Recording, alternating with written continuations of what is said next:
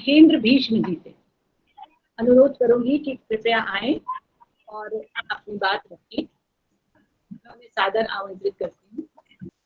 हाँ, सभी उपस्थित महान भावों को मेरा नमस्कार। मैं लखनऊ से महेंद्र भीष्म। मेरी आवाज पहुंच रही है?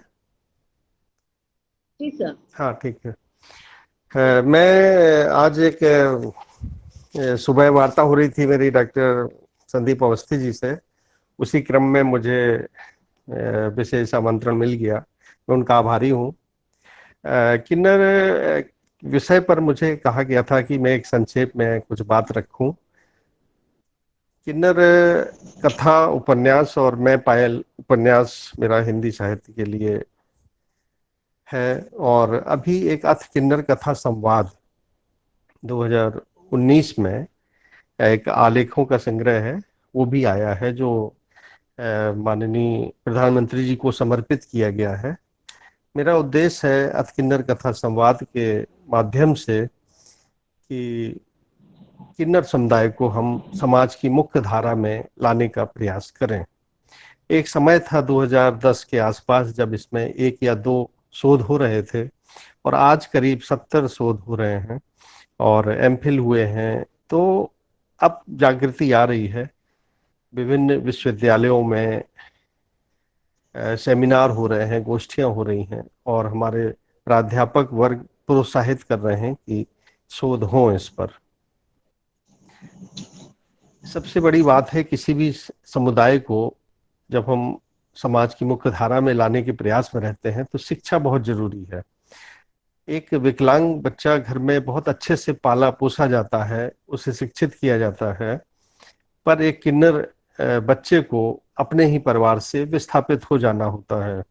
ये सामाजिक जो प्रताड़ना मिलती है उसके भाई और पिता को कि एक हिजड़ा का बेटा है या एक हिजड़ा का बाप है, तो ये सारी चीजें उसको संताप देती हैं और वो घर छोड़ देता है, अपने आप को स्वयं को विस्थापित भी कर लेता है और संस्कार विहीन होकर एक ऐसे अंधे कुएं में चला जाता है कि अगर उसे किन्नर समुदाय का कोई अच्छा गुरु मिलता है तब तो जीवन उसका सार्थक रहता है। अगर वो गुरु या गलत हाथों में रहता है तो बहुत सारी समस्याएं उसके साथ होती हैं। तो कैसे हम इनको शिक्षित करें, ये एक बड़ा विषय है, और इसके लिए जरूरी है कि महाविद्यालयों में पाठ्यक्रमों में किन्नर समुदाय के ऊपर पढ़ाया जाए। जैसे मेरा उपन्यास चाइना में एक विश्वविद्यालय में पढ़ाया जा रहा है, सावित्रीबाई फुले पुणे विश्वविद्यालय में पढ़ाया जा रहा है, या हिमाचल विश्वविद्यालय में। पर ये बहुत हायर एजुकेशन में ये काम हो रहा है, वहाँ पे एमए के विद्यार्थी पढ़ रहे हैं या शोध कर रहे हैं। पर ये चीज अगर प्राथमिक स्तर की कक्षाओं में भी पाठ्यक्रम में इनके बारे में बताया जाए तो बहुत अच्छा रहेगा। मैं चाहूँगा नई शिक्षा नीति में इन सब चीज़ों को में दिया भी गया है, और ये हाशिए के लोगों को भी समुचित स्थान मिलना चाहिए। इसके लिए विश्वविद्यालय और आप प्राध्यापकगण, आपकी जो कमेटियां हैं, ये महत्वपूर्ण कार्य कर सकती हैं। बस मैं इतनी ही बात कहूँगा। 22 अगस्त को हमारा उद्घाटन दिवस है 11 दिवसीय किन्नर विमर्श का, जिसके सत्र में डॉक्टर विनय पाठक जी रहेंगे बिलासपुर से, मीरा परिडा जी रहेंगी उड़ीसा से, और डॉक्टर संदीप अवस्थी जी भी हमारे उद्घाटन सत्र के वक्ता होंगे। आप सब उसको सुनिएगा। डॉक्टर संदीप अवस्थी जी को मैं लिंक और विस्तृत चीजें भेज दूंगा।